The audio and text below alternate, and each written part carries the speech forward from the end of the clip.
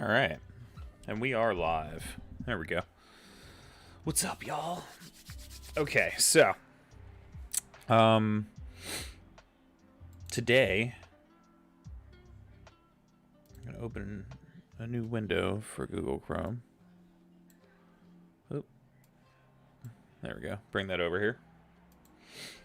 All right, so today I wanted to go over Roll20. With the pandemic being what it is, and still probably got a few months left in it easily. Sippy time.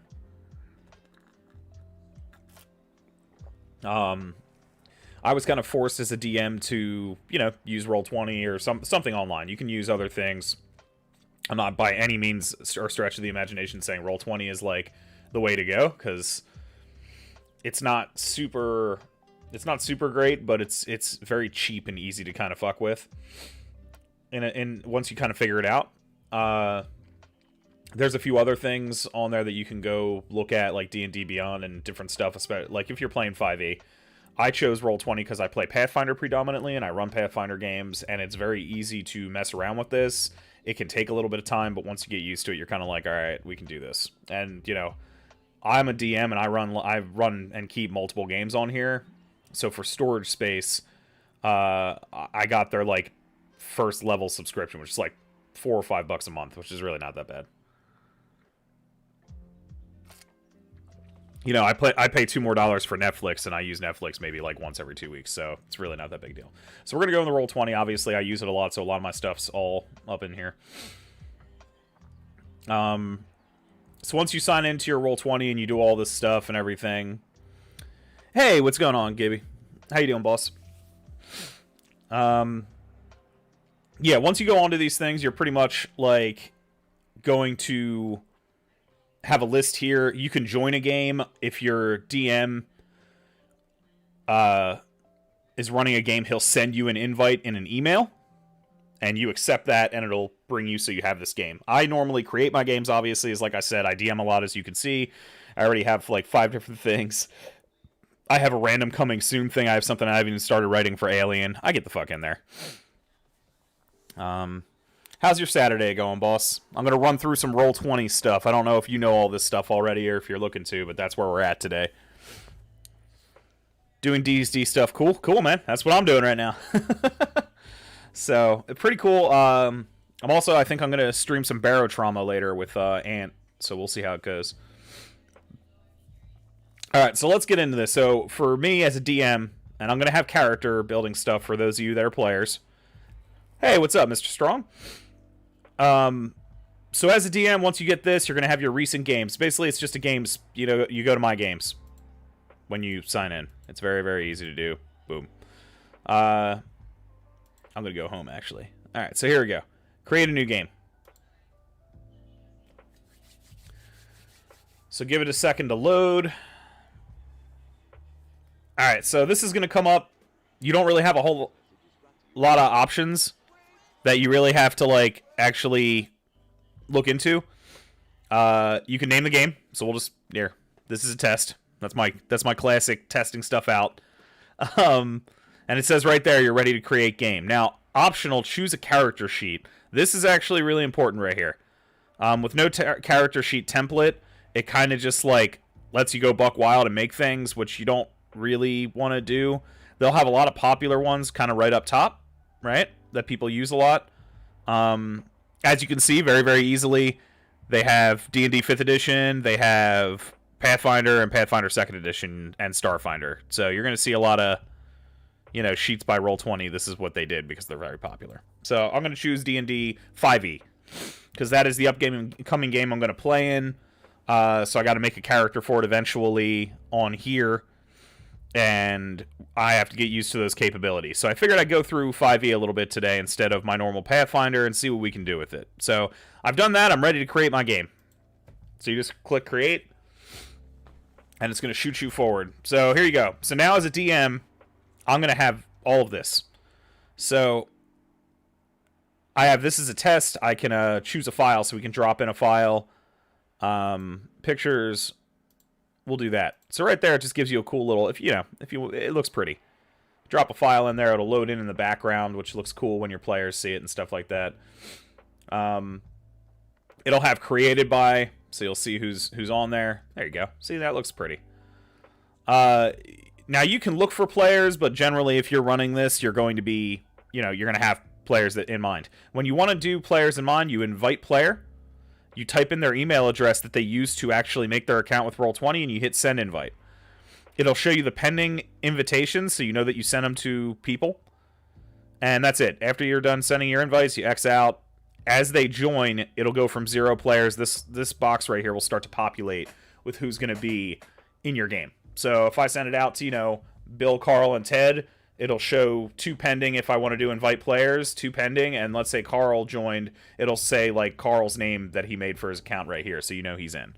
So that's all you need to really know about this right off the bat, right? All right, so when you're ready to go in and start messing with stuff, be it a player or be it as the DM, you just do launch game. It's this big, purplish, pink, magenta button here. I'm color challenged, so this could be a different color for you and me. We don't see the same, probably. So launch game. Now, this is going to take us to our interface, pretty much that Roll20 is going to have, whether you're a player or a DM for the most part.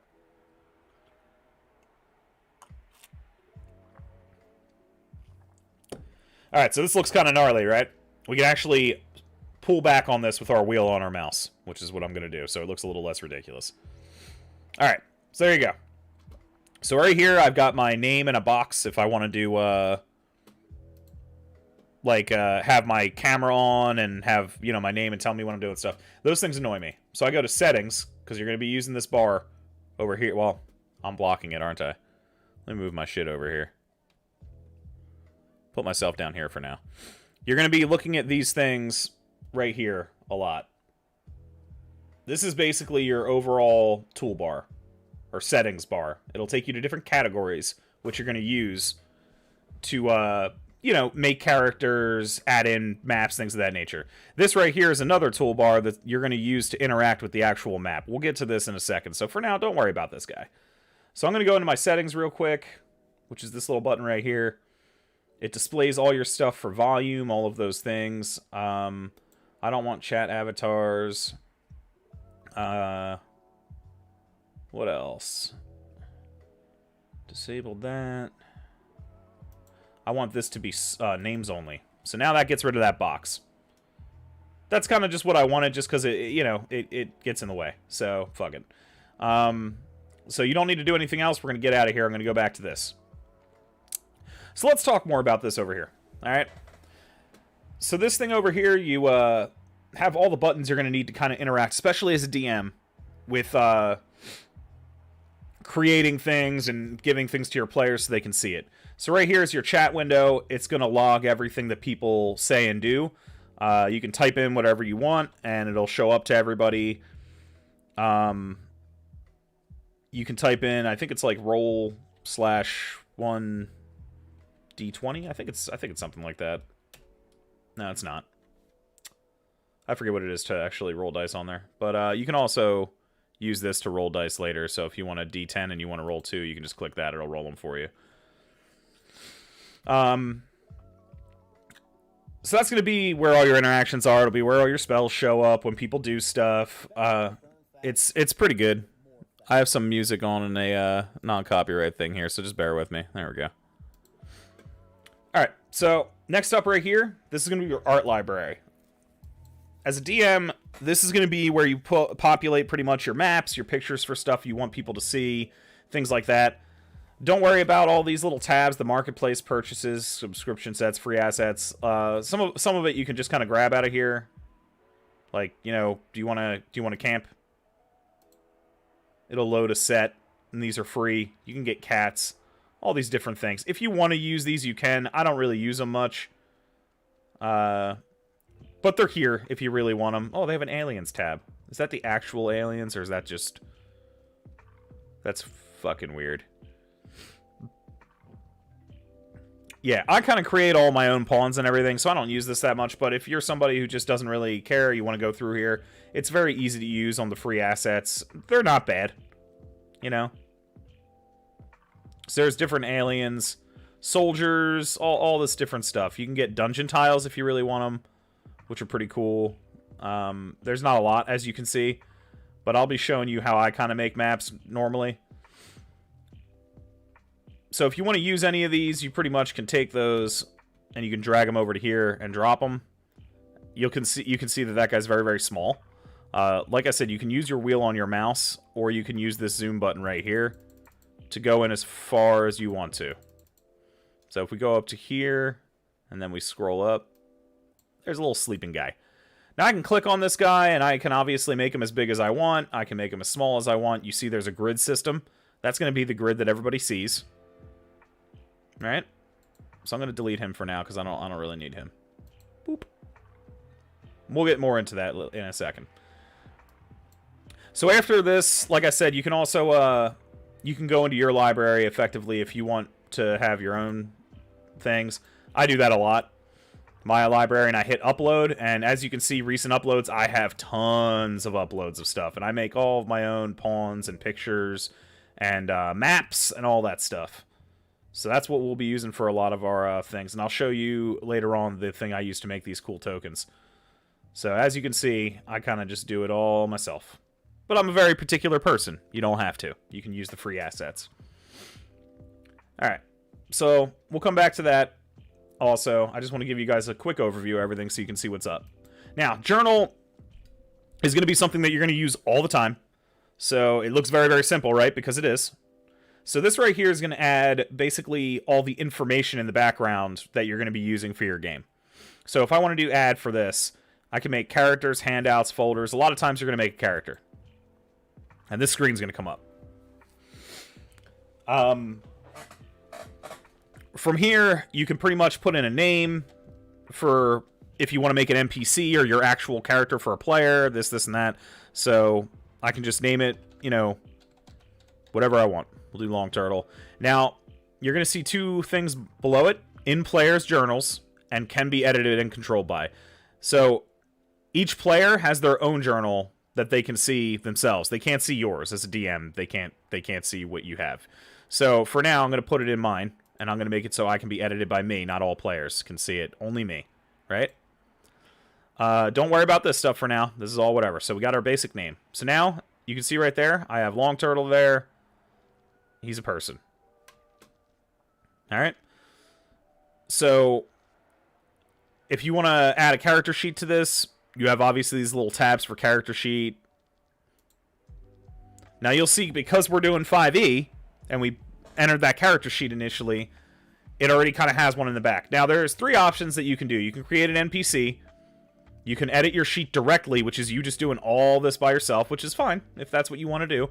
Or you can use the Character Mancer. Now if you're doing Pathfinder, or if you've never played Pathfinder before, even if you have, you're going to know this.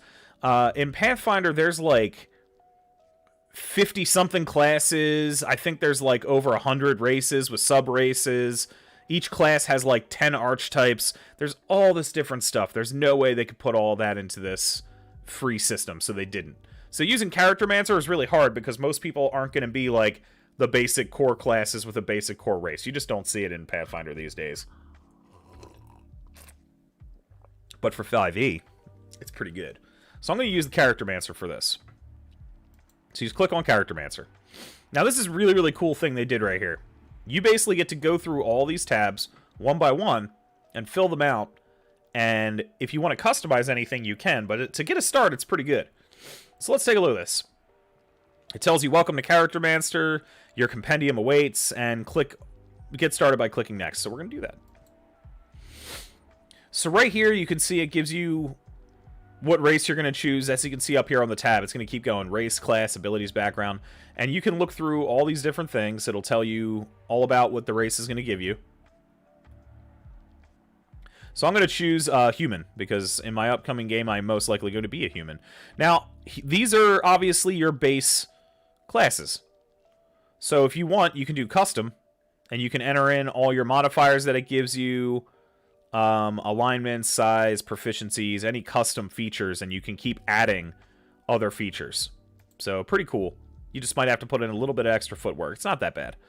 But for me, I'm going to be human. Boop.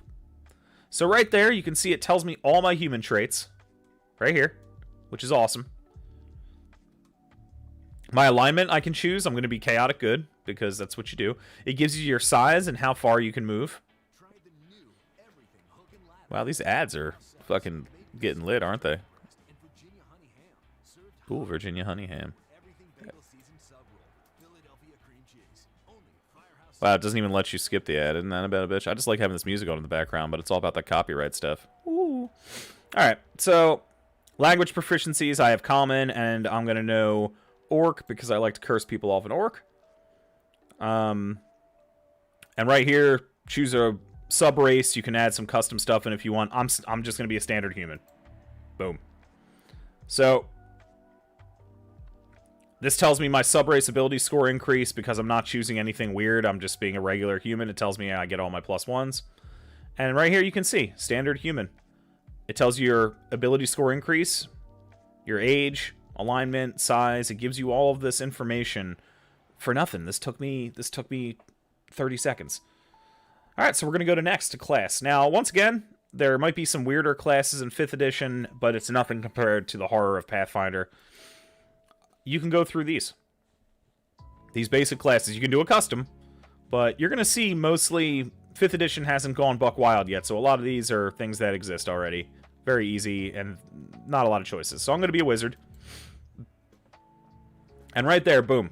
Same thing. Wizard over here tells me my hit points at first level, my hit dice, my starting proficiencies, saving throws, skills, starting equipment options, and then it has the whole entire table right here. It's wonderful. So it tells you all the things that you're going to get. Spellcasting, it tells you your whole entire class highlights. How wonderful is that? Very, very simple. So over here, I got my wizard class, and it lets you pick more things. So my skill proficiencies. I'm going to be skilled in Arcana, because I'm a wizard. And maybe we'll do Investigation. Maybe I'm crafty. Like that. I pick up the little details. So, going further, cool stuff. Cantrips at first level. It tells you about cantrips. Spellbook, first level, and it keeps going. And you literally can read all your abilities. It's pretty cool. Your equipment right here is giving you your options, because in 5th edition, when you start out, you get options of what equipment types you want to choose. So let's keep going. This is all you got to do. So now we go to abilities. For right here, you can it'll tell you about advantage and disadvantage, proficiency bonuses, all those different things, which is pretty cool. But this is all very simple. So you get to choose. It's not a lot of methods. You can do custom, which is pretty much what you got. And if you're rolling dice and everything, you do whatever. You just enter your scores in. So let's say I rolled, I'm going to put a 10 in strength because I'm a wizard. My dexterity, I want a 12 because I want to be a little nimble. We'll dump stat con because I hopefully won't get hit. We'll make this a 16 because I want to be awesome. Say this is my 14 and my charisma is like a 10. Pretty standard character. So now I've entered all my stats. That's simple. We're on tab number 3. And it'll tell you right here. It tells you all your stats up here so you can look at them. It tells you your hit points you start with now. And it tells you suggested abilities. So if you're making, for a wizard, his suggested things are intelligence, constitution, dexterity, and charisma in that order. So pretty cool. My class spellcasting ability, what I use to cast my spells mainly, is intelligence. If I was a warlock, it'd probably be charisma. So very, very helpful Charactermancer so far. So we'll go to next. Choose backgrounds. Now backgrounds are something I'm not super familiar with in terms of 5th edition because, like I said, I haven't really played it much yet. But it gives you different proficiencies, languages, and everything. You customize your background in 5th edition. So I'm going to do custom, and you can pretty much just like fill out your proficiencies for whatever you want. Personality traits, and you can go through the rule book and it'll show you all these. I'm going to make this easy on us. I'm going to do Acolyte, which is filled out for you. Right? So with Acolyte, my skill proficiencies are Insight and Religion. It just chooses it for me. So I'm going to learn languages. We're going to do, I already have Orc, so I'm going to do Undercommon because I want to talk to the filth of the underworld. And Abyssal, right? So right here, with choosing Acolyte, it tells me I have Shelter of the Faithful. It lets me go through all the different things for Acolyte. See what I mean? Like, it gives you all these different things. So, personality traits, now, you can choose all these. I suggest you do. You go through and look at everything, as it helps you form your character and kind of give them more of a personality, which 5th edition kind of emphasizes a lot more than some of the other before editions. And definitely more than Pathfinder. And it kind of helps you figure that out. I'm going to just roll for them because we're just doing a test here, so it doesn't really matter. This is not going to be my character eventually. So, right here, you idolize a particular hero of your faith. You quote sacred texts. You hope to one day rise to the top of your religion. You seek to preserve a sacred text that, like, you were entitled to. And your flaws, you judge others harshly. So right here, I'm kind of like a religious do-good that kind of judges everybody harshly. You know, you've seen that guy. It's a character trope, basically, is what they just made. If you've ever seen The Mist, where everybody's trapped inside the supermarket, and they have the crazy religious lady that's telling everybody that it's happening because they're all, like, faithless, and she judges everybody, that's pretty much what this character would be. It's kind of rough. So let's keep going to equipment. Equipment, super easy. Give it a second to load. It takes a second to load. There you go. We're going to do class equipment. And I'll choose quarterstaff. I'll choose a component pouch. And I'll take a scholar's pack because I'm schmiert. Right? Equipment from background. Acolyte. Holy symbol. Sticks of incense. Vestments. Common clothes. And a belt pouch. So you're like, fucking cool. Prayer book or a prayer wheel. We'll take a prayer book because a prayer wheel sounds really creepy. So right there, it'll tell you all about, like, coins and everything. It'll tell you about, like, items and your equipment. We just chose all of our equipment right there. Right there, that's it. Boom, next. So this is one of the really cool things that I really like about 5th edition over Pathfinder. Right here, now, if you're starting out and you haven't played a lot of 5th edition, or if you're a DM who's starting to run it that has to make, like, NPCs that have spells, this is beautiful. So right here, it has all of my stuff set up for me. So I chose a wizard, and I have all my spells and skills and everything filled out. So it's telling me, because of my ability modifier, Oh. Go away, nerd. Alright. So, check this out. So now I get to choose my cantrips and my level 1 spells. How easy is this? So I can literally go through the list. This is the list of cantrips for what's available to me. So I'm going to do Acid Splash. Let's do Light, because it's always good to be able to cast light on things. And it'll tell you what the spell does. Literally all of it's right here. How cool is that?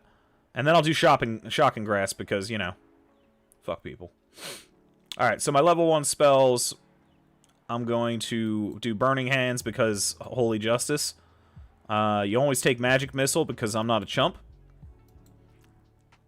We're going to do Mage Armor because you can never depend on the Cleric. We will do Sleep because it's really good to be able to put people to sleep, especially when they are guarding things. Color Spray to get out of sticky situations. And we'll do Expeditious Retreat, which is basically it allows you to move at incredible pace. When you cast a spell, and then as a bonus action on each of your turns until the spell ends, you can take the dash action. So it just allows you to move a lot more. Pretty cool. So there you go. I just chose all my spells. How fucking cool is that? And that took me no time at all. Like, and you can see what each of them does and what's available to you. So you don't have to sit there and look through the book or anything if you don't really want to. It's all right here. And it tells you your casting time, your range, your components, everything. It's pretty cool. So I'm going to go to next. Those are my spells. Feats, I'm not going to start with any because I'm a wizard. So you're just kind of like, okay. Hit next. So bio. This is all optional stuff, obviously. You can fill all this out. I'm not going to fill it all out right now because I don't need to. It doesn't do anything for me. But basically it has your age, height, weight. It's just your description overall. And that'll all be added to your character sheet. You can fill that out at any time. You don't have to do it right when you create a character. So I'm going to hit next. Now this is your review. You just look at everything you did. Here's all your ability stats, your hit points starting. Right here I have my race, class, abilities, background, all the stuff I pretty much filled out. And then it tells me spells. These, you know these spells. There you go. So I'm going to... Hell yeah, I'm good with this. Apply changes. It's building my character. So even with me stopping to explain all of this to you, we built that character in like, 10 minutes. That's pretty cool. So let's look at, the character sheet itself now that it's populated, right? It tells me that I'm a level 1 wizard with the background acolyte. I'm a standard human, and I'm chaotic good. And here's all my stuff. My strength's 11, my dexterity's a 13, and it keeps going through. It tells you all your modifiers right here. How cool is that? Your proficiency bonus is right here. Your armor class, because I haven't added any armor. I'm not going to because I can't wear it. I'm a wizard. It is what it is. My initiative, my speed, my hit points, I can pretty much do my current hit points. My hit point maximum will stay the same, so if I ever need to change this here, I can make it a 4 and just stick to that if I'm taking damage. But for these purposes, I'll show you why you don't need to do that later on. My hit dice total, it tells me all of my little bio things, so I kind of know what I'm looking at, like what my character's like. It can remind me when I have this up. You know what I mean? Which I enjoy. I think that's very useful. So keep going down here. Here's my different spells, attacks and spells. This is just a cool little thing right here. I have my spells and everything, but then I also have my quarterstaff attack. So I can, edit any of these that I want to. I'm not going to really need to. Just keep them right here. My passive perception, which if you're playing 5e, you have a passive perception to notice things. You don't have to roll for it, which is pretty cool. I can add in any tool proficiencies and custom skills if I want to, just by hitting this plus button, and you just type it all out manually. Put in your attribute, which you can change if you need to. See? Pretty cool. All my languages, right here. Things I'm proficient with. These are proficiencies and languages. Here's all of my items, right here. And here is all of my different features and traits. So if I need to, I can literally just click Arcane Recovery. Look, it tells you right there. I can read it. Shelter of the Faithful. I can read what it does right there. All on this first character sheet right here, right? Pretty cool. So now that I want to look more in depth at my things. Oh yeah, it also tells me that I have 15 gold pieces. Because I'm rich, bitch. Alright, so now I want to look a little more in depth to my character. You can see these tabs right here. These will be right underneath where your name and everything is. So I'm at core. That's highlighted in red. So that's all your base information you'll need to kind of use a lot. I'm going to go to bio. Now remember, I didn't fill any of this stuff out, otherwise it would appear right here and all that stuff, but this is just where you can just write down notes, character appearance, allies and stuff, additional features and traits, treasure, character background. So, let's say, you met people of the Black Blood, and they initiated you. So there you go. So now I just have a little note in there, and if I ever go through here, I can see people of the Black Blood initiated. I'm that now, so, I'm going to be sacrificing people. So, something that's going to happen, it's going to be different for different character sheets, but this is a wizard. We're going to have a spells tab. Now, this is a really, really cool tab. I really, really like this, the way they set this up. So, I can actually, right here, it shows all the spells that I have available to me. And I can actually click on these like, hey, I have this, Magic Missile, and Mage Armor. I'm allowed to take those 3 things. And then you always have these, obviously. So these are the spells I have, like, selected that I can use. Right? Now, the last thing I'm going to show you, really quick, is what I really like about character sheets and why you do them on here, as opposed to, hey, Long Turtle, why don't I just have a physical character sheet and that I can look at, and then I can do everything on here? Here's why. Because right now, let's say I want to cast Acid Splash.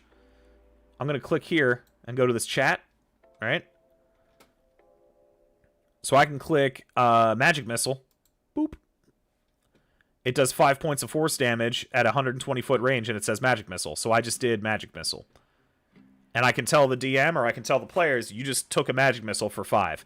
Hey, I'm going to do Burning Hands on your fighter, because I'm using an NPC that has Burning Hands. It does 10 fire, and self a 15-foot cone Burning Hands. And if I want to, I can also click on this little thing right here. Brings up Burning Hands and actually tells me all about the spell. I can sit there and just read it. So whenever you're done with that, just click this. Boop. So any spell that I want to look at, hey, I want to know what Magic Missile does. Click this little eye right here in italic. There it is. Yep. So pretty cool. These things are pretty wonderful. I think they're very, very easy to use. You can always add a spell customized, which you can literally write out the entire thing with the description and all that stuff, but we'll get into that stuff in a later video. So the other cool thing is right here. You'll notice this little eye right here that we've been seeing.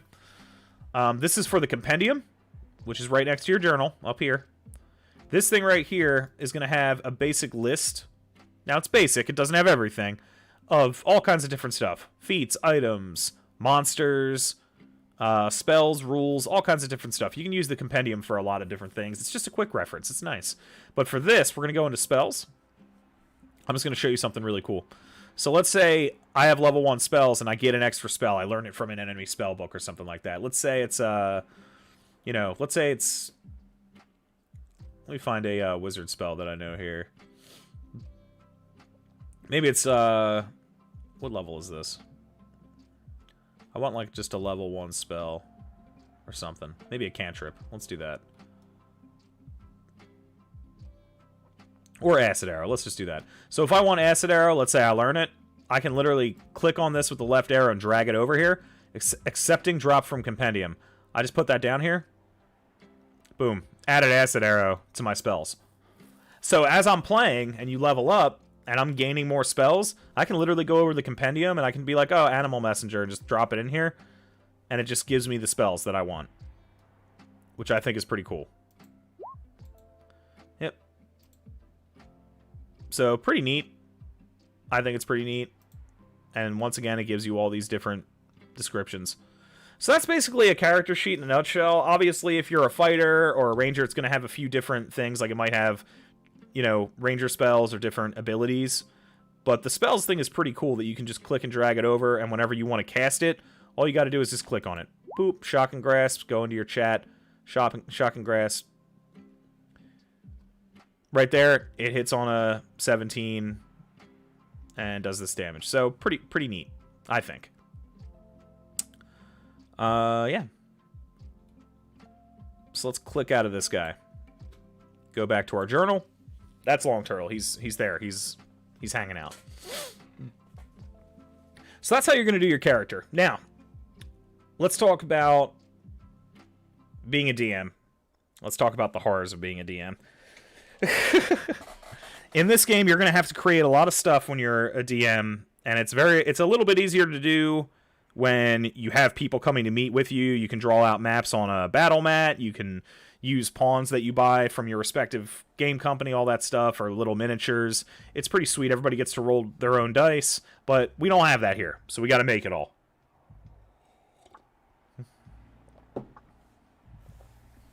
Yes, the DM can see the player's character sheets. Now I'm going to show you this again. So, going back to this, see how it says this is my character sheet I brought up right here?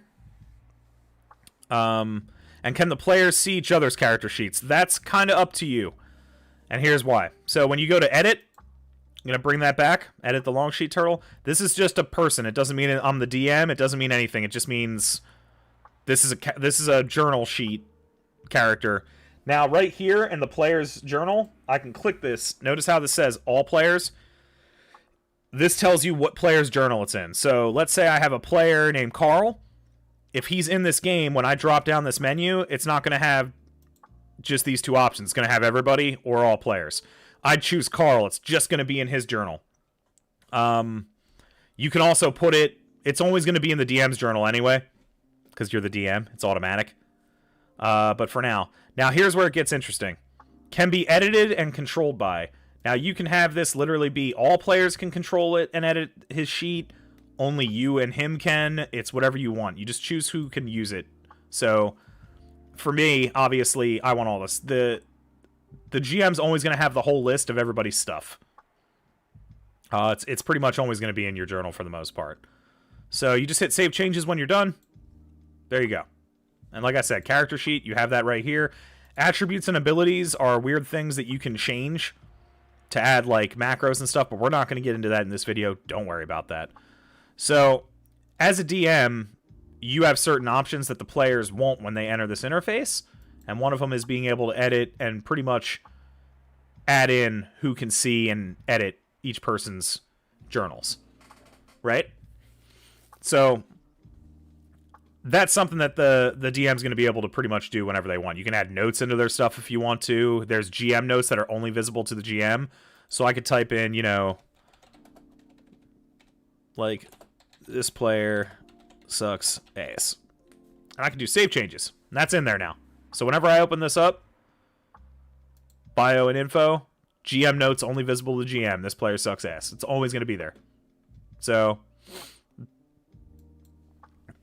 character sheets are fairly simple in that regard. So journal, like I said, one of your most important tabs because you're going to be using it a lot. So now that we're going into DM, let's get further into that. So now I have 4 players who are going to be coming into my game. They cannot create journal sheets. Only I can. That's actually a GM-specific thing. So what I'm going to do is, obviously, I have this sample. Let's say this is an NPC I created that they're going to meet in session 1. So now that's my thing, right? I'm going to go to Add, Character, and let's just do save changes real quick. I'm going to add another one. So you notice now I have these multiple characters with weird-ass names. So what I'm going to do is, as each of the players accepts my invites, their names are going to start popping up in this game. So when I go to edit, remember how we were talking about in player's journal and can be edited by? There's going to be more names. Right? So I'll be able to choose, let's say Carl's going to be a character in my game. Like, he's going to be a player in my game. This is going to be his character that I want him to be able to edit and make that character sheet like I mentioned before, right? So let's say Carl's on this list. I'm going to choose Carl. Let's pretend this is Carl. He can edit it, and it's in his journal, so he'll be able to see it. And then, just so we know, I'm going to start out listing this as Carl. So now Carl knows this is his character sheet. So, as being a DM, you're going to see Carl, your NPC, and then another player. You can change this. Let's say this sheet's going to be for, you know, Jimmy, which he'll be, once he accepts the invite, his name will be in these options. And I'm going to put Jimmy. Now, this is the way I do it. You can do it a different way, obviously, whatever works for you, but this has worked for me a great deal. So now I have Jimmy, Carl, and my NPC that I've made. Now, keep in mind, as a DM, I can see all 3 of these in my journal. When each of these players signs on, Carl's only going to see this in his journal, and Jimmy's only going to see this in his journal. Now, why do I put their names here? This is not going to be their characters' names. Obviously, it's kind of dumb. Because they're going to double-click on it when they are doing their thing. They're going to go to edit. This won't be there for them, and they'll change the character name to whatever their character's name is. Okay? So they'll save that, and just like if I'm Jimmy, if I'm the player, I'm going to go to character sheet. It'll give me that chance to make my character, and as you do, that'll all start to get populated. So all your characters are going to be in here as a DM. So let's say, you know, I'm going to make a NPC. Bandit Bro. I'm going to put it in my journal because I'm the DM. There you go. And save. Now, this is all actually not that hard. I'm going to show you a really, really cool trick if you're trying to make, like, monsters and things like that. So let's say I'm going to have a group of bandits that are going to attack the players in, like, session 1. So now I'm going to go to character sheet, and notice how it says you have these options. Use Character Mancer, which is what we did to create our PC. Edit the sheet directly, which you have to put in all of that by yourself. We're not doing that. Create an NPC. We know this is going to be an NPC, non-player character.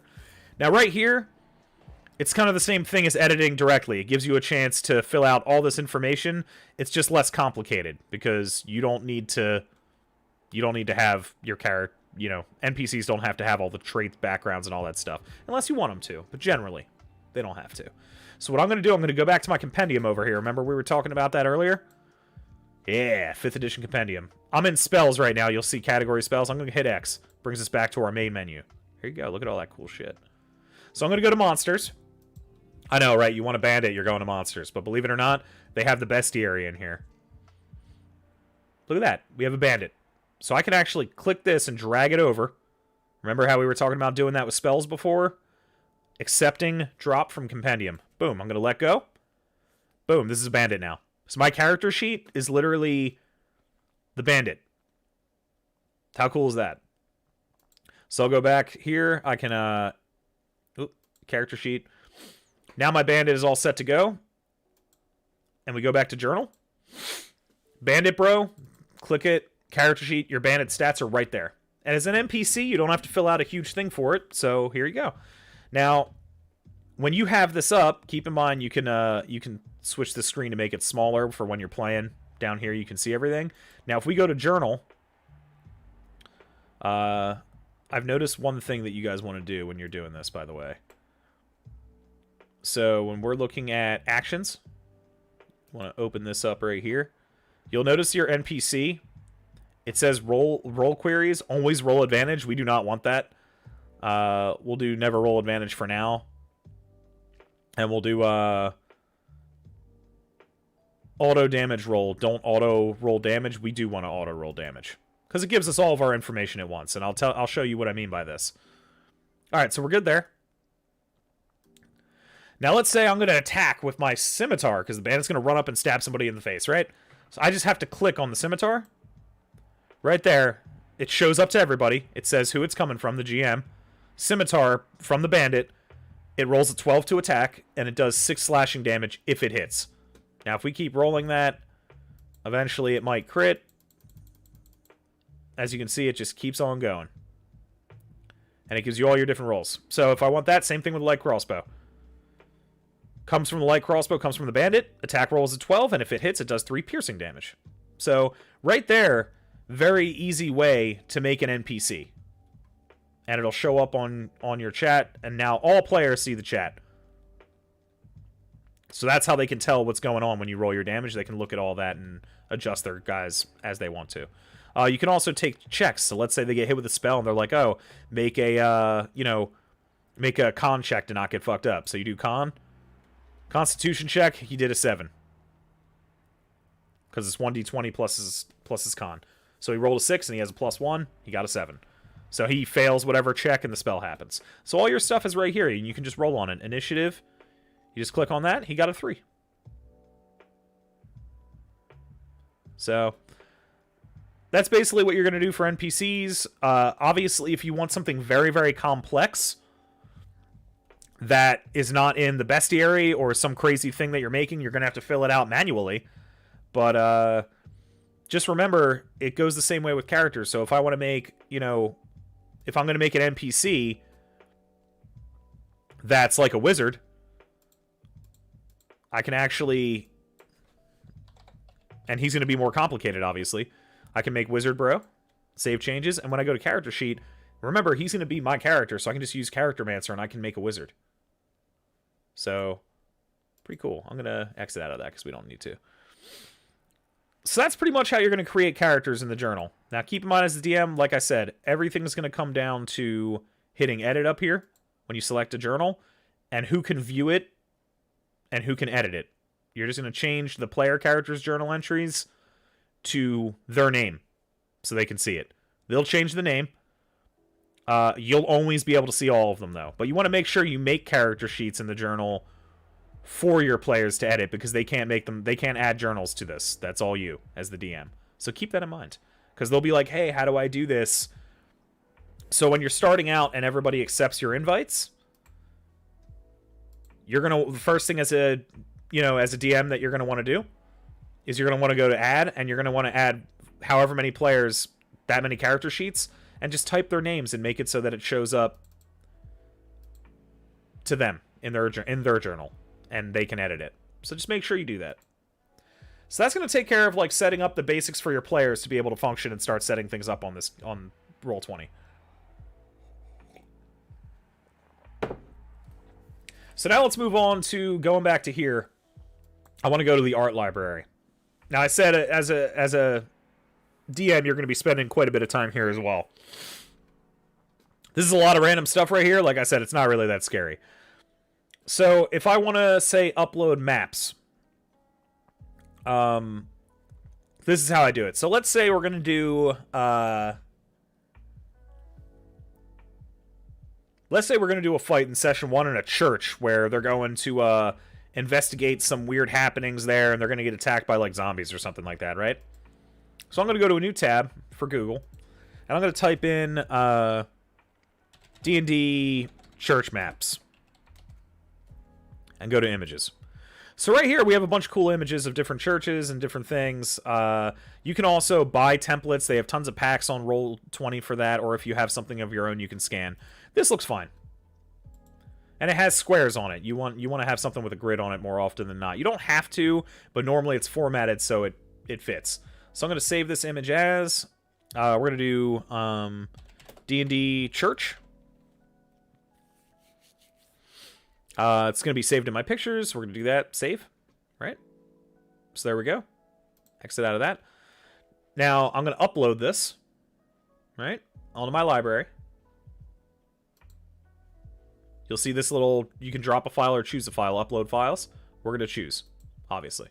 So it's like anything else, any other program where you're just adding a picture in. There's our D&D Church. We're going to open this up. Now give it a second. Roll20 takes a second to load. There you go. D&D Church. Exit out of this. So now what I want to do is I'm going to make a map here. I'm going to use this church as the map here. Right? So look, now we're going into this weird complicated toolbar thing. Now keep in mind, if you want to make pawns and all that different stuff, all the different pictures, you're going to be sending them all to here. So it's the same exact idea.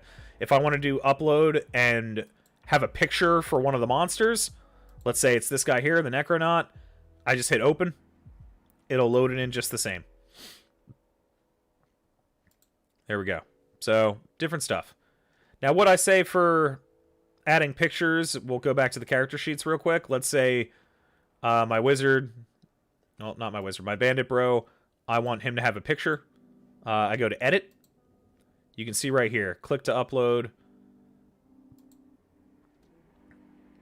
I can choose pictures and I can have them upload as artwork. You don't really need to do this. This is more for you if it makes it easier for you to identify things, so that'll be there for you. I'll show you how to do tokens later on, but for now, let's just stick back to our map creation. So anyways, so this toolbar over here is going to be how you control the map. You can do all kinds of stuff from it. This is your selection tool, which allows you to select things on the map. Very, very simple. This right here is your layer button. So let's talk about the layer button for a second, because it's going to confuse you at times. It'll mess you up at sometimes, but it's not that bad. So you have 3 layers as the DM that you can control. You have your map and background, which is your bottom layer. You have your objects and tokens. This is going to be interactable things. This is the layer that the players can pretty much interact on. So you're going to put all your tokens on there, any movable, strange, interactable things like boxes or something they could push. You want to put that on there. And then there's the GM info overlay. The GM info overlay, just think of it, it sounds complicated, just call it the GM layer. This is going to be a layer that only the GM can see. And what you use it for is if you want to put monsters on it that the players can't see when they first enter, you can have them already on the map, but the players can't see them. And then you can switch them to the object layer when you decide to reveal them. That's all it really mostly is used for.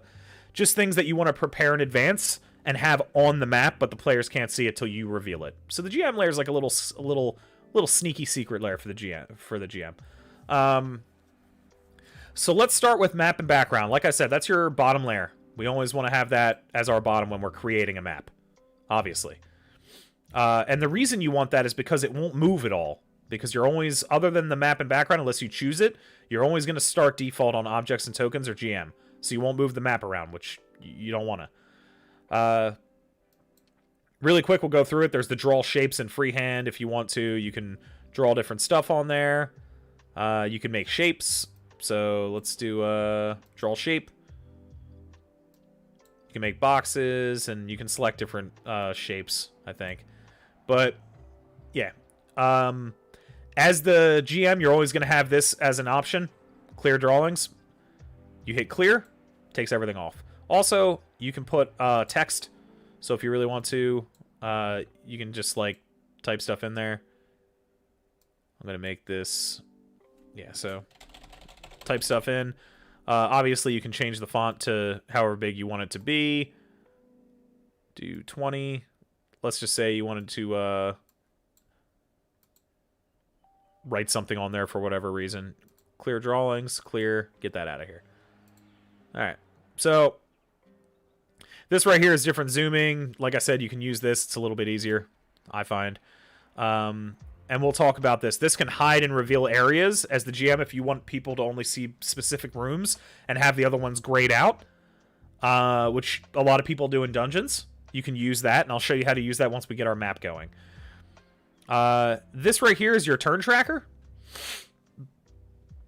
Once we place tokens on the board and have them linked to journals, which I'll show you how to do in a little while, we can actually have people have an initiative tracker for the GM, which is beautiful. We'll get to that, though. Once again, if people don't want to type out rolling something or they need to roll something really quick, you have your dice. You can roll however many. So let's say I want to roll Magic Missile and I get 4 dice. Boom. You can see the little notification on chat. I just rolled, 44s and got 15. You're not going to use it that often, but every now and then it comes in. Here's just a quick thing for documents and help. I don't use it that much. I've kind of suffered through most things. Whatever. So let's go back to our layers. We were talking about how we're gonna make this map, right? We want a church. They're gonna fight zombies and shit. Let's say that. All right, so I'm gonna go to map and background, make sure that's selected. I'm gonna go to my artwork. Remember, we uploaded images. I'm gonna take my D&D church. I'm gonna drag it over, click and drag. I'm gonna drop it onto here. There you go. There's your church. Now I know what you're thinking. You're like, well, is that a church for ants? Right now it is.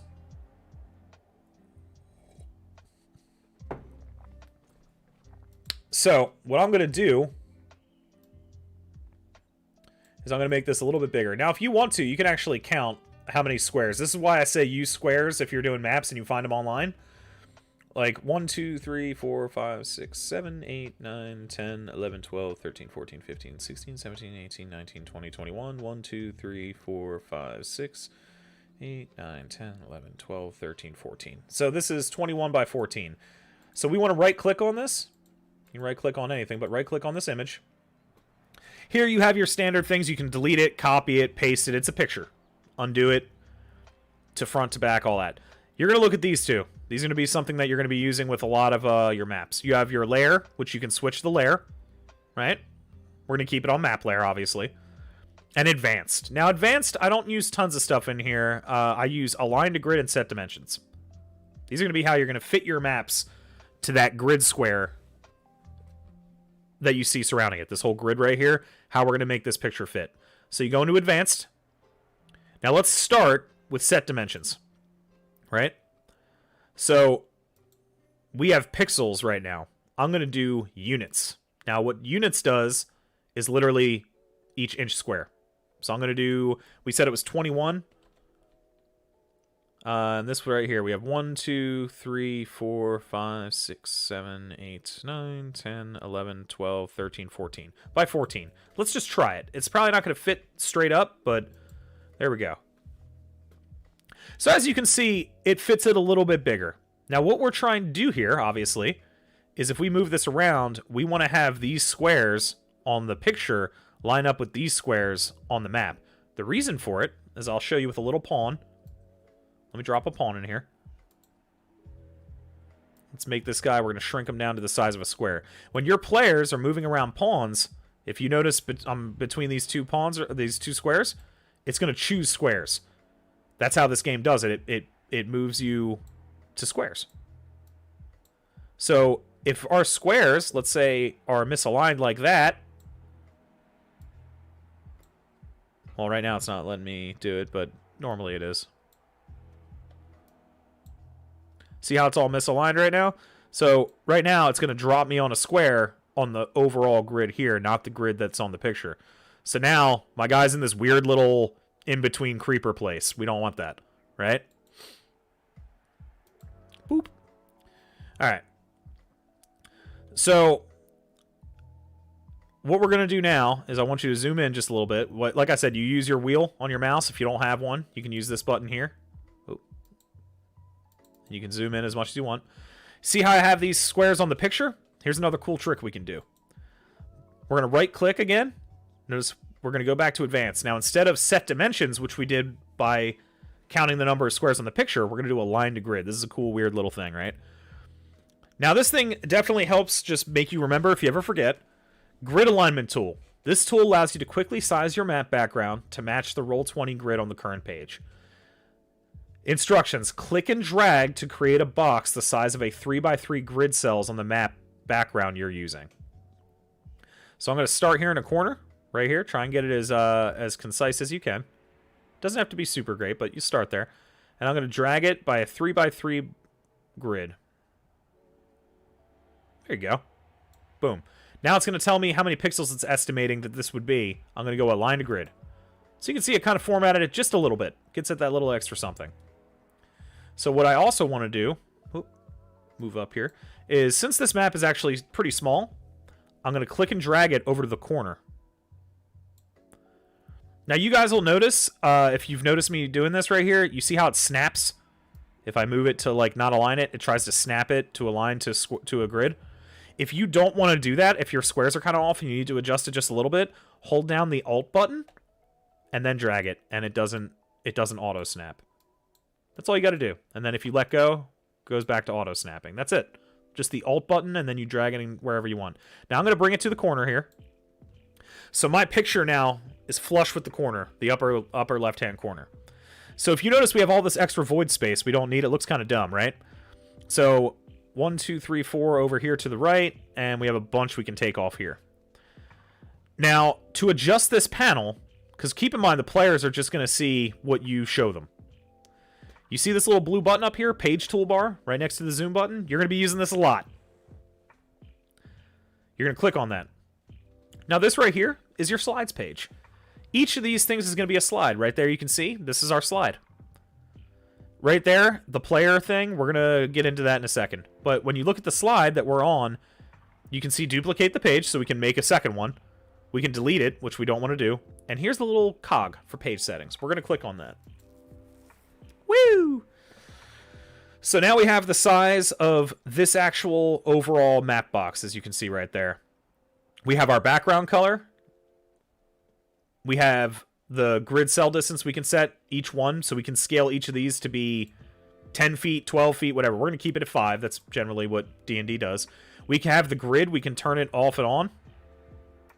See how it comes off and on? We're going to keep it on, obviously.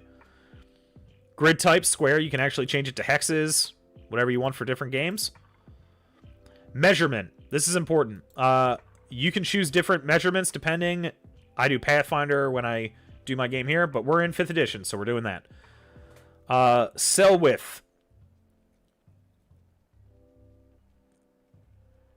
Obviously, this is going to be your pixels for your cell widths. Color. This is going to be for your grid.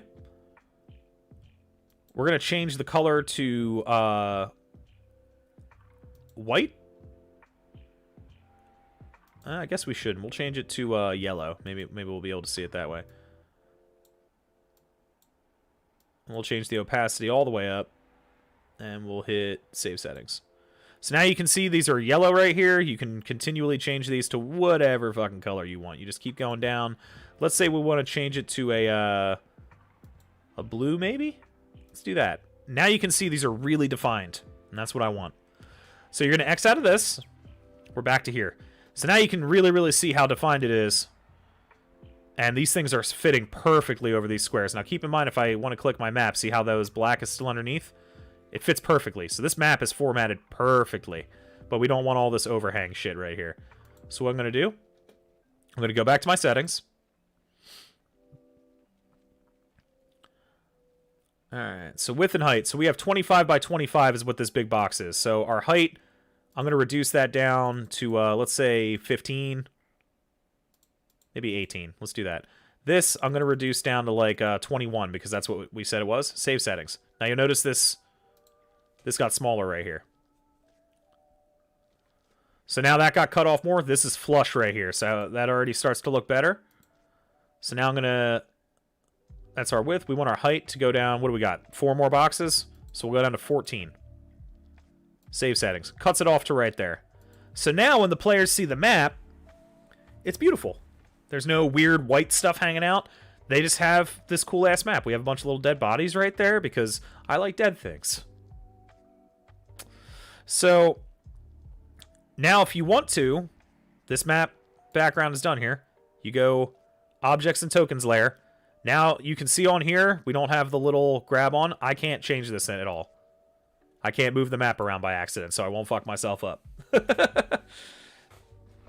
So now as you're adding pawns or different items, you know, you don't have to fear about accidentally swinging the map over or anything like that. The map is just good. So now the players are going to see this and be like, oh, look, it's a church map with a grid system on it that they can clearly see because I defined it with this cool kind of tealish looking color, right?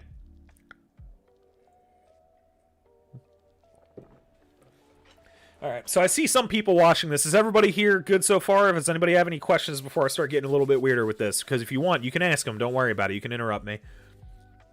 I'm just trying to help people get a handle on this and save time because it caused me a lot of issues in the beginning.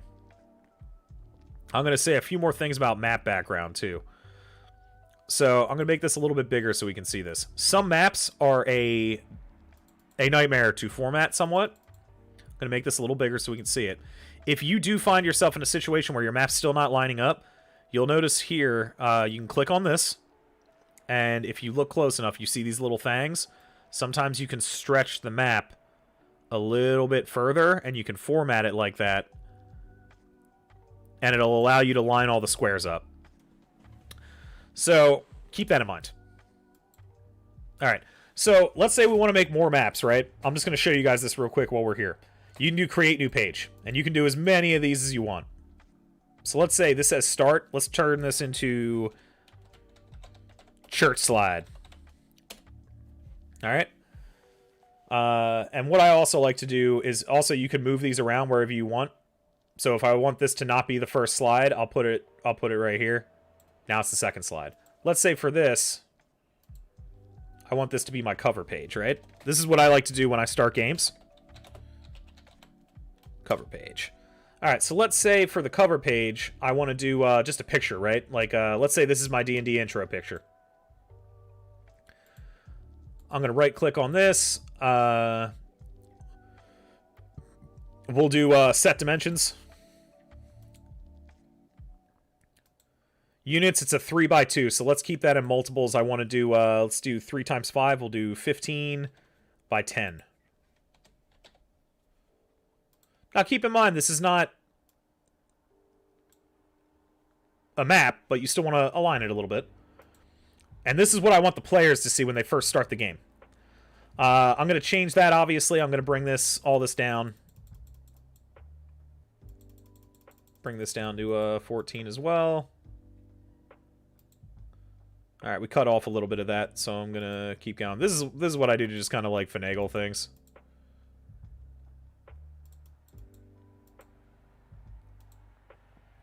Alright, so we need to take off 3 on there. We're close. Alright, so we got that correct. I'm going to take off the grid. I don't want a grid because it's just a picture. Save settings. So now when the players start out, that's going to be what they see. You zoom in on it, and it's like, hey, welcome to hell. So let's say this is their starting screen. Every single time they start, I want them to see this, because obviously I don't want them to start on my maps. That's weird. You see this little banner right here that says players? You can actually click and move this banner, and whatever tile you want the players to see on their screen, you just drop it on that and let go. So now when the players sign in, they're always going to see this to start. This is going to be where they're at, because that's where you last left it. When you're like, all right, guys, you come to a church and you break in, and there's all these dead bodies over there, and there's a necromancer, like, making them fight each other like bum fights. Like, you know, we go over to that. You just put it right over here, and then you click on it yourself. And the players, since the banner is on here, their screen will switch and show them this. So keep that in mind. The player banner is always going to be what the players can see on through their screen, but you can see all these tiles. And if I switch to this and the player banner is still on the church, I can do whatever I want here, and the players can't see me doing anything because they're still on the church. Vice versa, I put the players here now. This is all they can see. I go to this. I'm going to add some stuff and make some adjustments right here. They're not going to see you do that. So that's how the interface works between player and DM for what they are able to see slide-wise. We're going to keep calling them slides. That's effectively how I use it. So that's going to be how you're going to populate pretty much your slides. You can do anything you want. You know, you can add towns and different things. I have all, as you can see, I've uploaded like all kinds of insane shit. What I like to do sometimes, like, let's see here, we'll do this. I like to have these on things. I'll get maps of where people are playing. Do my set dimensions. Let's do units. So this one's 2x3, so let's make it, let's see here, 20 by 30. Let's get weird. Set. Now you see they can see this a little bit better. So I want to make this settings. We're going to make this not as wide. And we're going to definitely make this hella taller. Down it by 2. There we go. I'll turn the grid off because obviously they don't need that. Alright, so let's say I just want to have, hey, you can see this town now, and I can always go back to it. This is the town you're going to be in. You take the grid off, and I like to have these slides just kind of ready and available. So as you can see, it's not just maps. You can put all these different things in here. Now let me show you something really cool. Let's say they were going to talk to, like, oh, I need the picture. There we go. Let's say they're going to go talk to a weird merchant shopkeeper guy, right? And I want it to be this guy. And I'm going to bring him up right here. Like, you see a weird shopkeeper guy as he approaches you from an alleyway. And it's like, stranger, what are you buying? But I don't want the players to see it yet. So what I'm going to do is I'm going to right-click on this picture. Layer. We talked about this. GM layer. That's your secret layer. See how he's translucent now? You can still see him, but you know he's all kind of like translucent. The players can't. So I'm like, all right, you guys are in... True now, and you are walking around and you see this like alleyway and you see this guy walk up and he's like, you know, what are you buying? And he's this cloaked figure that looks kind of like almost religious, and he opens up like a box and shows you things. And I put token layer, and I put him in there. Oh, what did I just do right there? I gotta click on him, right click, layer. Is this thing fucking with me? What's it doing? What did I do? Okay, I just moved that to the map layer. That's my bad.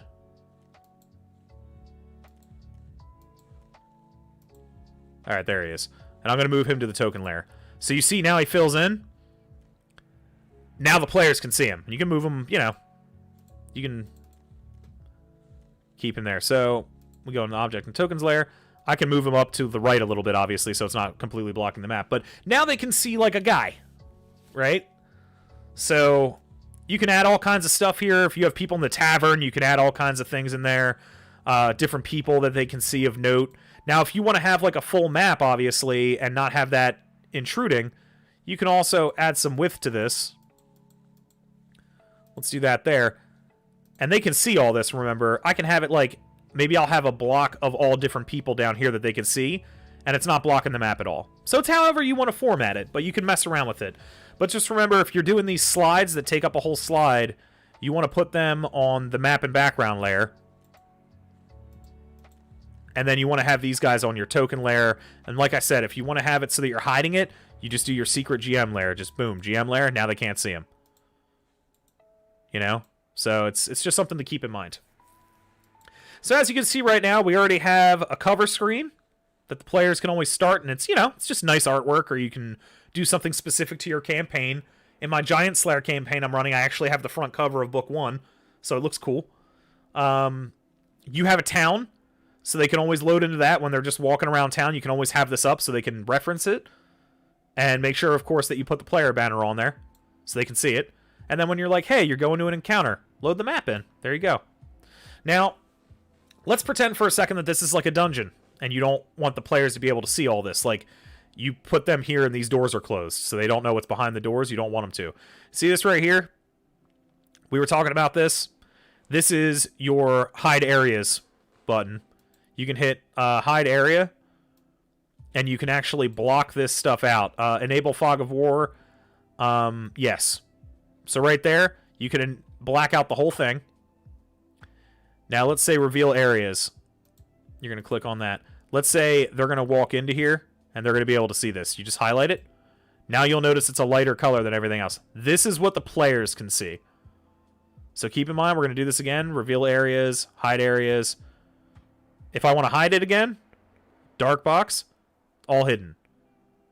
Reveal area. I want to reveal this whole part of the map right here. Now it's like, all right, the players go up, they check the door, and they open the door. All right, you guys can see, you know, all of this right here, but this is still obscured up here, these little corners. But you'll notice they can see that. The players on the whole map, since this is shrouded, are only going to see this area that you've revealed to them. So if you're doing like a dungeon, you can have it whatever you want. And you can have like, hey, the lights go out and everything's darkness, right? You just click all this again, all of it's black again, they can't see it. So that's a cool way to mess with what players can see, what they can't see, and kind of provide that ambiance of not knowing.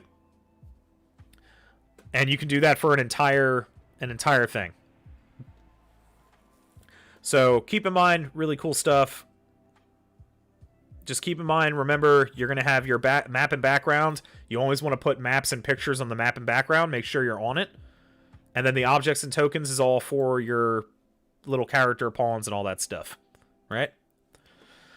So that's pretty much how you're going to make your maps and your different tiles. Like I said, you're going to have this this page toolbar here, and you can make however many new slides you want, and every single time it's going to bring you here. You just, like I said, make sure you're on map and background to start. You can add whatever you want. A boat, haunted docks. I did that for something. Advanced, set dimensions. It's 3x2, so let's do 30x20. Set. There it is.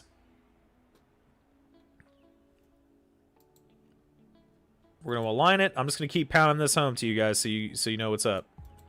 We'll do that. 1, 2, 3, 4, 5, 6, 7. There we go. There we go. Got a map right there. Zoom in on it a little bit. Now you'll notice, here we go again. I just want to keep giving examples of this. You'll notice how the squares, these faint squares, are off from this grid. Right? So this looks pretty good here. So let's do layer or advanced, align to grid. We're going to start there. Want to go right to this corner. We're going to select 9 things. We're going to align it. A little bit better, but you can see it's still off, right? So what I'm going to do is I'm going to increase this a little bit so I can see it a little better. Make sure I'm not cutting stuff off. Now, like I said, when you're aligning things to the grid, make sure you turn your opacity up and change your color to something that you can see. So in this case, we got a lot of blue and everything in here. Let's do maybe yellow. Let us see this a little bit better. There you go. Beautiful. Oh, wow. It's I need more. There we go. Oh, I cut off a bunch of this apparently.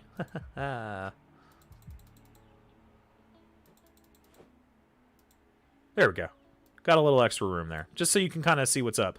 Now, I want to align this to the square right there. Now, like I said, when you zoom in, you can see these aren't really that flush, are they? Now, this is where I was talking about.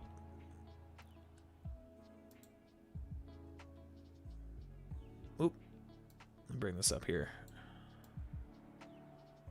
This is a huge map. I did not make this big enough at all. Let's just keep going out.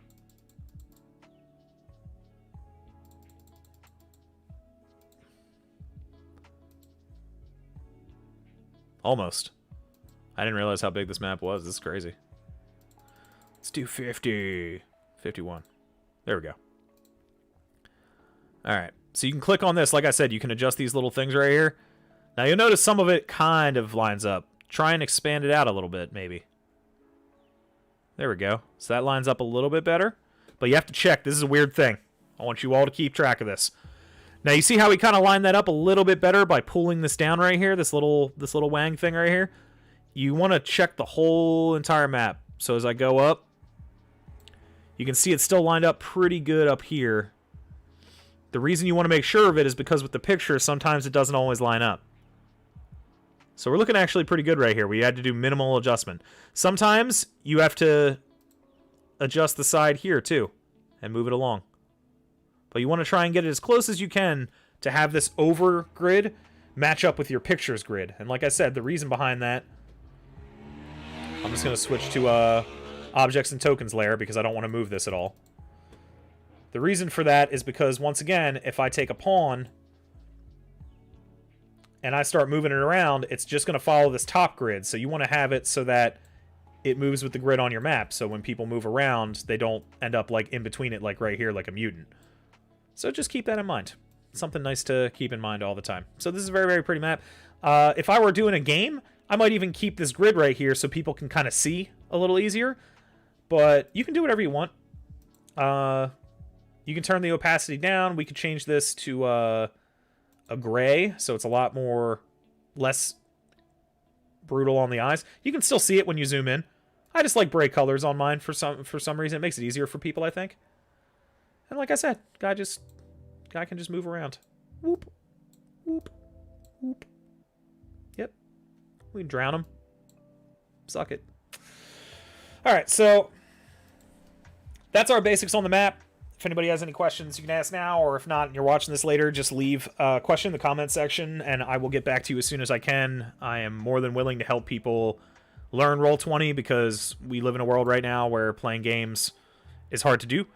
So a lot of people are turning to this, but I noticed when I first started doing this, I didn't really have many tutorial videos that weren't like 6 years old, and it was rough. It was rough out there, I must say.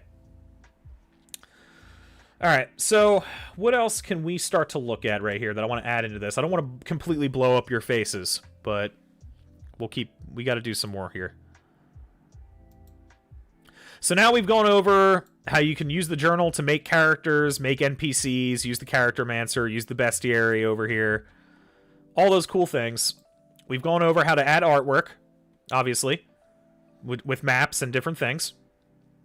And we've gone over how to use this chat with attacks and everything of that nature, where you can always see stuff in here. So the next thing you're going to do as a DM is you're going to have to create pawns and shit. Now, pawns is a very, very special experience. And I'm going to show you how to make a pawn, how to upload it on here and put it on the map. I'm going to show you how to assign stats to it, which we'll talk about more. And I'm also going to show you how to attach them to journals. Did I just blow your face up? Don't worry about it. It's not that bad. So, let's start with making pawns. Now, pawns, like I said, you can use your art, and they have pawn sets. So, let's go to, let's see here. Assets. Premium assets. Free assets. Let's say you want orcs, trolls, and ogres. Let's get into it. This is a pawn. Throw him out there. Zoom in on him. That's a little pawn guy. When you click on him, you can move him around. And you'll notice he has this section right here, right? Now, what this is going to allow you to do is you can actually go into, once again, cogs are always to change settings. You can actually go into here, and you can change around so that these little circles, the green, blue, and red, they can have numbers in them that matter to the character. So let's say this is my bandit. So now I have this guy selected. You notice I can deselect him, select him, deselect him, select him. So he's on this map, and that's going to be my bandit. So let's say we were talking about before, I want to make a group of bandits that's going to attack the party. I can right-click this guy, and I can copy him. I can click on another square, right-click, paste, just like you would text on like Microsoft Word or something. And I can make as many of these little mutants as I want to. These are all my little bandits. We're going to have a band of 5 bandits. It's going to mess people up. Move them all around. This guy's going to hide over here. These two are going to be up front. This guy's going to run up from behind him. So, I'm going to click on this guy. Here's what we're actually going to do. I'm going to delete these so I can show you guys how to do this in full. This actually saves you time. Because otherwise you'd have to input all these by themselves. Don't do that. Because all these guys are going to be the same, keep in mind. So let's start with just one bandit. So now I'm going to go to my journal. With that selected. Keep in mind this token's selected on the map. And I'm going to bring up Bandit Bro. Remember we were talking about Bandit Bro before? We made a character sheet for him where he's actual NPC bandit. Well, now we want to make it so that this thing is attached to that pawn, so that all the stats are from this guy. Right? So I'm going to go to Edit. Right? Default token, optional. Remember, this is where we told people who could see what in the journals and gave them names. This says use selected token. Select a token on the tabletop and use the default token. We're going to use selected token. See that guy? That's because we have this guy selected. Now this token is attached to this journal entry character sheet. So now it's the bandit. That's the Bandit Bro. Now here's why this is cool. Let me get out of here. So remember we were talking about how we can put little stats on here? We're going to go to Settings. Represents character. None. Generic token. We're going to click this drop box. And we're going to attach that to Bandit Bro. So now all his stats are attached to this token in a sense, right? So let's say we want this to be his hit points. So now we're going to know how many hit points he has, like by just looking at the token itself. How cool is that? So to scroll through here, we're just looking for hit points. Alphabetical order. 11. Let's say we want the blue one to represent his armor class. And then let's say we want, let's do like initiative so people know what initiative he's looking at.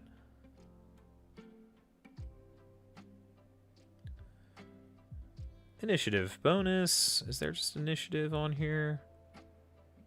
No. Let's do initiative bonus. There we go. And we're going to save settings. Now watch this cool shit. Alright, well his hit points are probably, oh, I know why. He has 11 hit points. We want to put in 11 right here. So he has 11 out of 11. He's starting off not at 0 health. There you go.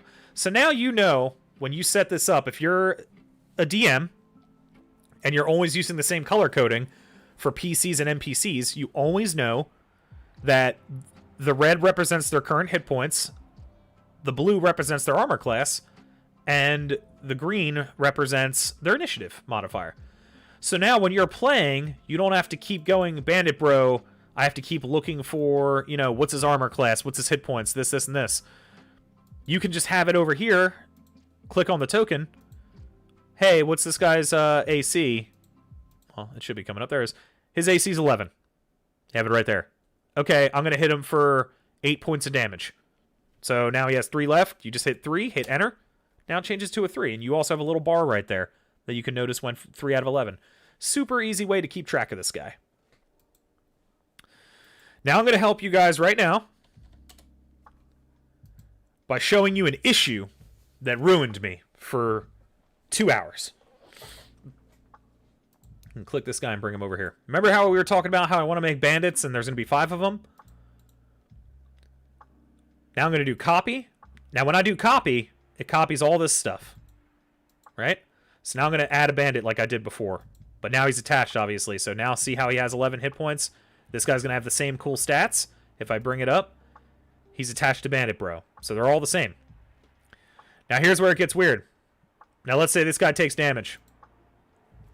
He takes 3 points. So he has 8 left. See how that guy changed too? Now he has 8 hit points. So now every single time any of these guys are taking damage, they all do. We do not want that, obviously, because they're all their own person. So let's change this back to 11. And you'll notice the other guy will change. Isn't that annoying? I want all these guys to have their own individual hit point pool so I can reduce them one at a time so that I don't have to, you know, they're not like linked by symbiosis of any sort. So I'm going to go back into my settings and change my hit points to none. Now, you'll notice this didn't change. This stayed at 11 out of 11. I'm going to save settings. Right? So I'm going to do it with this guy too. Change this back to none. There you go. So now if this guy takes damage, oh no, he took, 3 points. He's down to 8. Now he changed to 8. He stayed at 11. Now remember, you're always using the red as hit points, so you don't need to actually have that say hit points because you already know what it is, so it's not a big deal. I always use red as hit points because almost everybody does universally as a color in RPGs, on video games, things of that nature. Now, keep in mind, when you first enter in these stats, you want to make that hit points because obviously it's going to look at your character sheet you attached it to and it's going to give you your maximum amount of hit points. But right after you're done doing that, I can change that to none, and that doesn't change those numbers.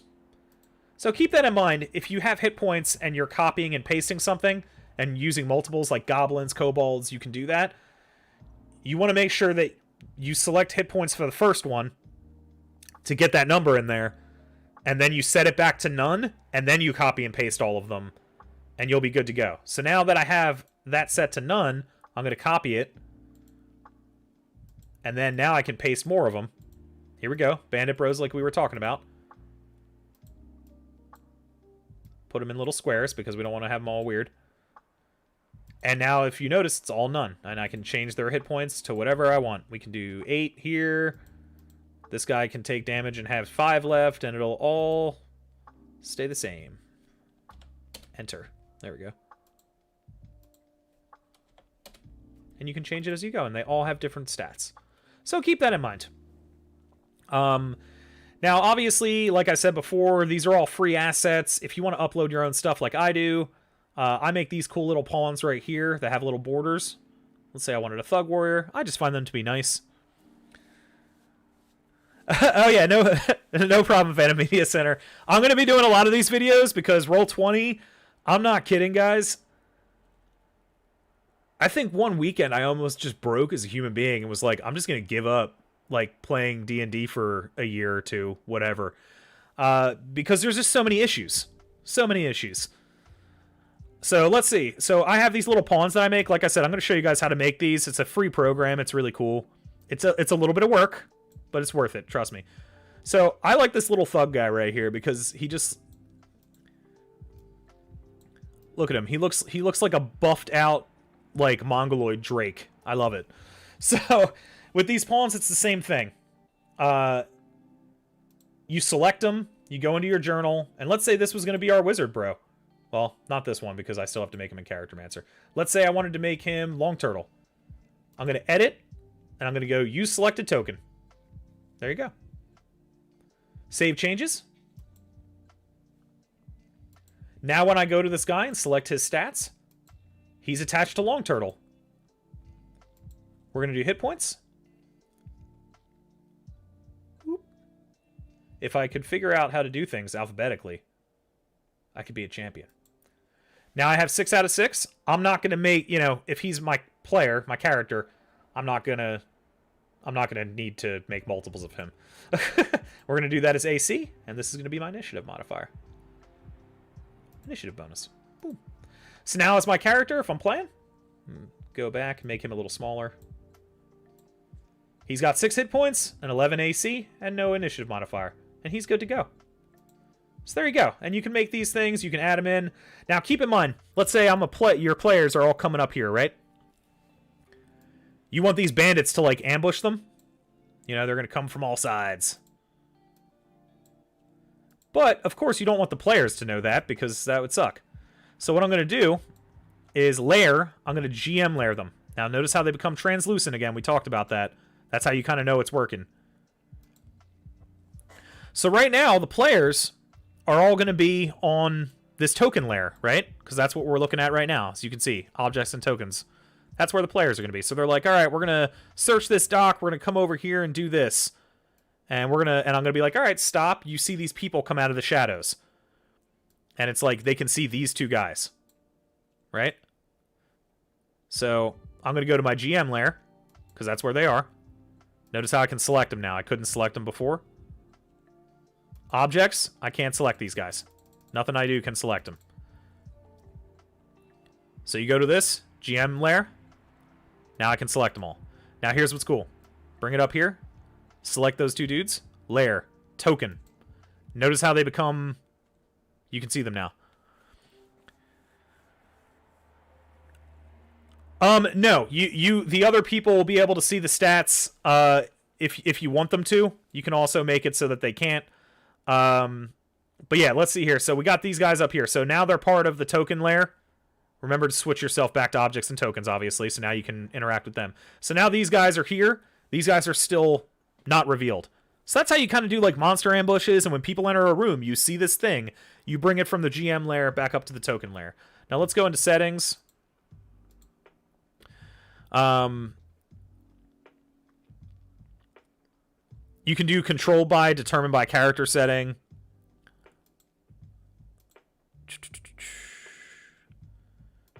Yeah, I think I don't think the players can actually see all of this stuff here. Let me see here. This is going to be Bandit Bro. Let's actually see. I'd actually need another player to do that, but we could do it. So let's do edit. In player journal can be edited and controlled by just me. Yeah, I don't think they get to see those, honestly. But most of the time, players aren't going to be clicking on NPCs, so you don't really have to worry about that. Like, when I bring this up, it's just going to be for me to see, for the most part. I'd have to actually select this as a player's stat to see their thing. Like, these don't... When they select this and start moving this guy around, everybody's not just going to see this.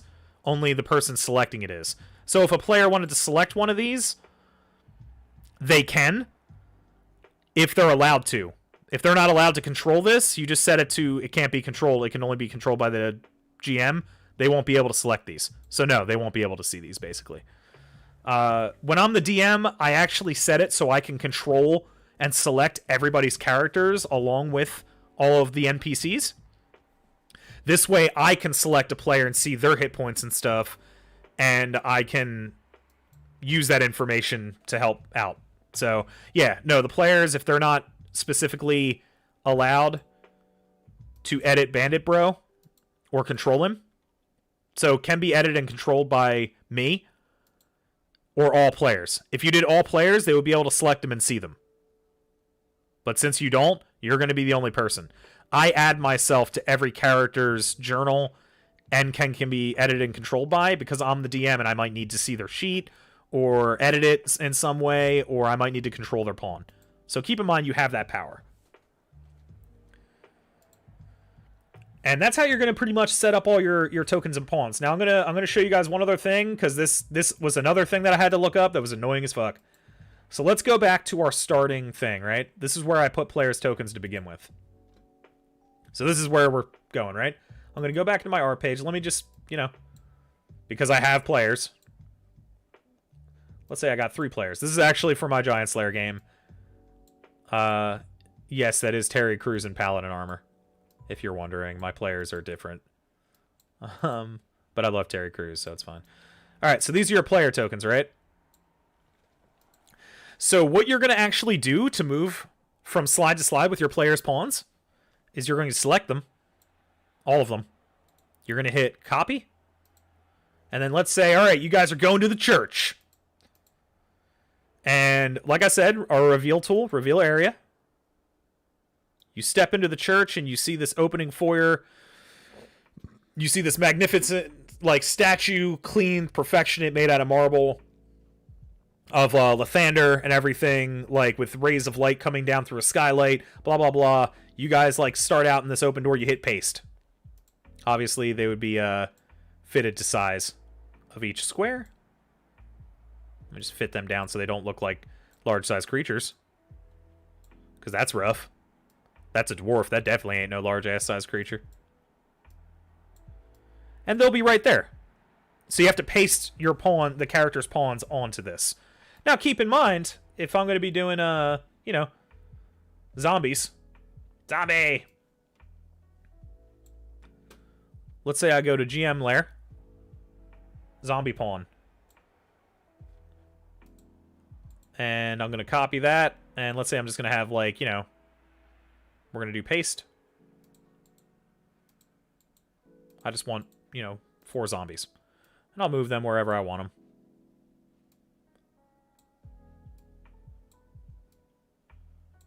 Now, let's go back to our tokens layer. Now, let's say the players are like, I'm going to move up to here and open this door. I'm going to be next to them. I'm going to sit by in here and support. Now you go to your reveal area. You guys look in and immediately you see, like, you know, zombies. I'm going to open up more of the area here and more of the area here. Yay! And when you say you can see zombies, go to GM overlay, because they're translucent. Select...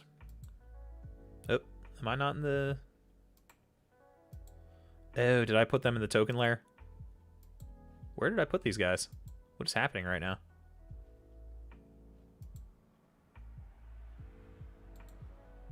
Interesting. Apparently I can't select my own guys. Oh, that's why. Because I'm still in this. You have to go back to the select tool. There we go. Whoops. This is rough. It's rough here. Why is this not letting me select? There you go. That was weird. So now I can select these guys. Layer, token layer. All 4 of them show up. So, now they can see zombies. Like I said, you can always drag this over and select multiple things. Whatever's in it. So we can go, you know, it's one of those things. Objects and token layer. Select all of them. I want them to go back to the GM layer. And they get translucent again. Yep. GM layer. Select them again. Token layer. Now they're all, you can see they're fully colored in. So that's how you can pretty much, like... That's how you can pretty much control your combats. You know, in D&D, lots of times you have the, like, you know, you come into this room and see this, and you want to have it revealed. So it's just one of those things that you do. But just remember, you're going to be switching a lot between the object layer and the GM overlay layer. A lot. And if you're ever like, something's not working, always double check what layer you're in. And then our last thing, like I said on that, always remember when you're doing your maps or your slides that you're putting as the background, always remember to make sure that you're putting the map or the slide in the map and background layer. If you put it in the object and tokens layer, people are going to go start moving tokens and just fling the map off the grid. So don't do that. So yeah, I told you guys I was going to show you how I make pawns. It's pretty gnarly experience, but it's fun. So I have something. You guys get to see all my cool games. Oh, dude, I'm going to stream Barrow Trauma later tonight, by the way. That's going to be a devastating experience. All right, so I have a thing right here. I'll bring it out here. Called Token Tool. You can find it online for free and download it. I'm going to double-click it and open it. Token Tool. Takes a second to load. It's old, but it's tried and true. So as you can see, I already have my last pawns right here. You can zoom in and out. And what this is going to be is basically you have a portrait layer. You have portrait options. You can change your portrait image. So let's say I want to make... let's go to pictures. We'll go to save pictures. I want to make this person into a pawn for a character, like an NPC or one of my players. You zoom in and out. This is your border, so this is what they're going to see. I'm going to change the picture. We're going to put it like right there. Right? So that's going to be my portrait options. Let's say... background options, you can change the background color. Though this is a full picture, so that's going to be white. It's kind of what it is. And then I can do my overlay options. My overlay is my circle, so I can make it a square. These are all drop downs. So you can create things. You have hexes, you have rounds. I normally do rounds. You can do chains, which is weird. So let's say I want to do that. So I'm going to keep that thing that way. When I'm done, I go File, Save As. Let's do New Token.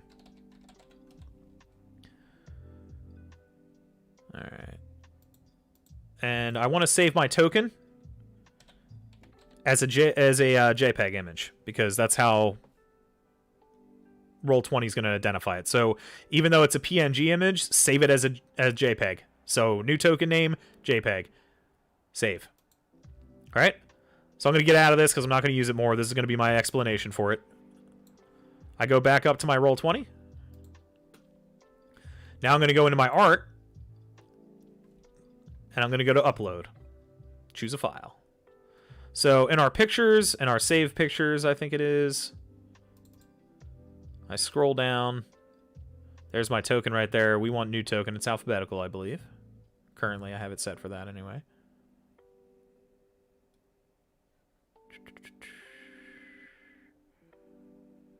At least I thought I had it here somewhere. Did I mess up where I put it? I might have.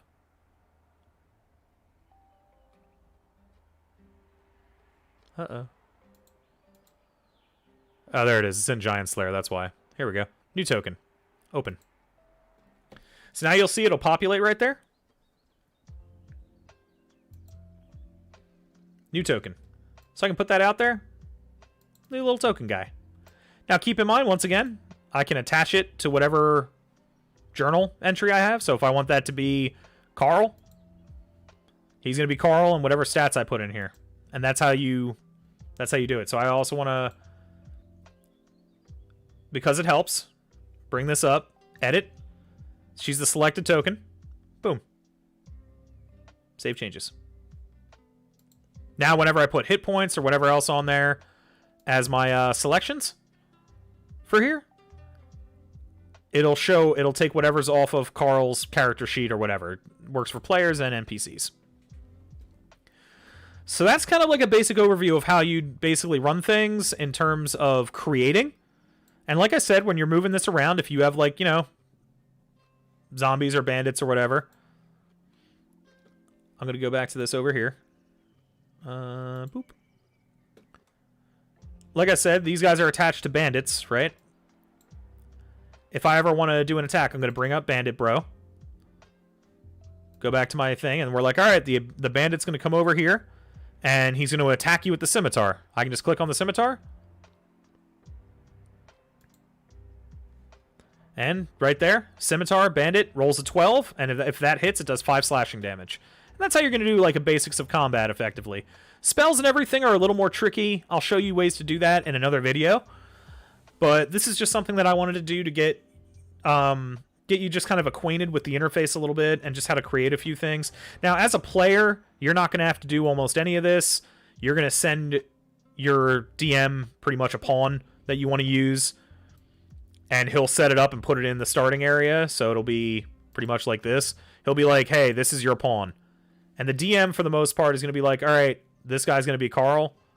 I'm going to click on your thing, edit. I'm going to remove this. Use selected token.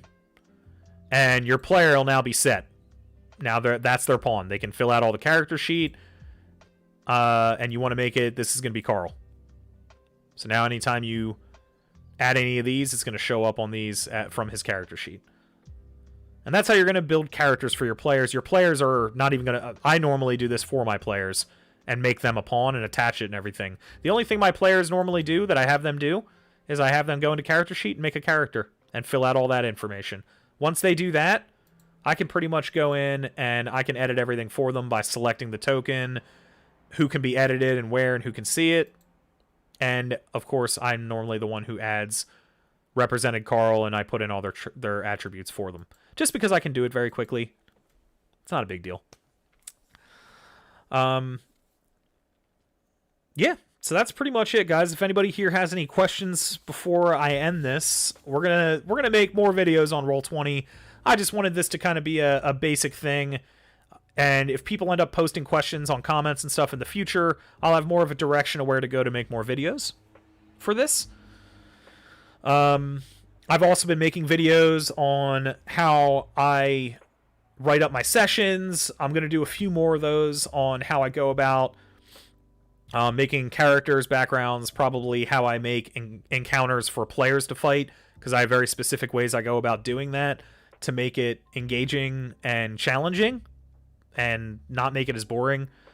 If you guys want, I also have a podcast with my friend Adam called Does a 38 Hit You? You can find it on Spotify and multiple other places.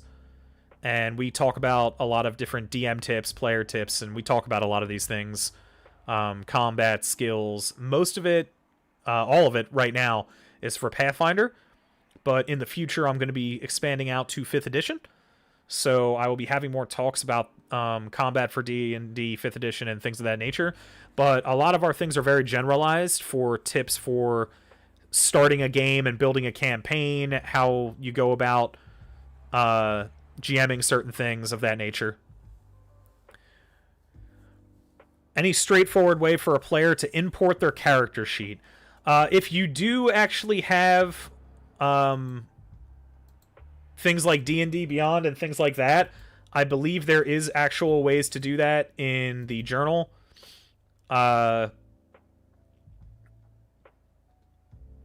think you can edit the sheet directly. Let me take a look right here. Yeah, you might be able to find a way to port that over. I haven't looked at 5th edition, like I said. There's no way to do it with Pathfinder.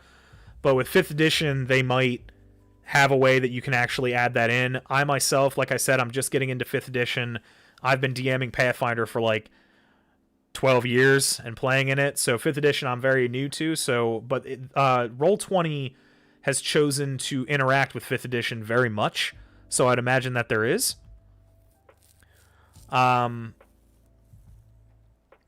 So I'll look into that. And if I get it, I'll leave a comment for this video in my YouTube once it gets there. I'll look into it. I don't know off the top of my head, though, so I'm not going to bullshit you. But I imagine with how user-friendly this is compared to Pathfinder character sheet and filling it out, there's probably a way to just port it right over. So I wouldn't worry about that. But yeah, that's going to be your basic overalls, guys. Just like I said, just keep in mind, get used to, you know, filling out the journals and stuff like that.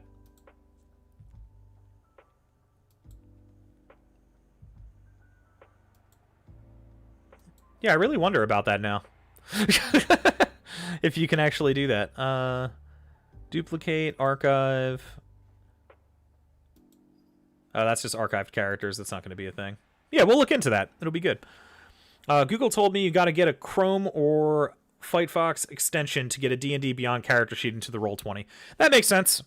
That makes sense. Like I said, 5th edition has been very user-friendly towards online experiences from what I've seen, more than most other D&D editions. So you might have to jump through a hoop or two, but you can probably import lots of things. Like I said, from D&D Beyond, everybody's been raving about that. I myself haven't experienced it yet, as I'm just breaking into 5th, but you can, you know, I'll be educating myself more and more as time goes on. Until then, I can help anybody with general information about, like, creating things in Roll20 and overall, like, generalized DM advice on, like, writing sessions, things of that nature. Like I said, I already have a video on my YouTube about how I go about writing sessions. So hopefully going forward, we'll all be learning more and more about all of this. Should be pretty sweet. Yeah, so that's going to be our basics. Like I said, we're not going to get into anything weird like the macros and everything on here. I myself am still learning those. You're looking for a workaround? Well, I'll look into that. Like I said, I haven't actually even broken into it. I'm playing...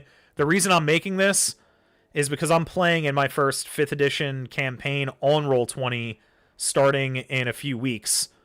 So, like I said, for all this, I've been doing Pathfinder stuff to figure things out. So, I'm sure I'm going to be finding workarounds for myself.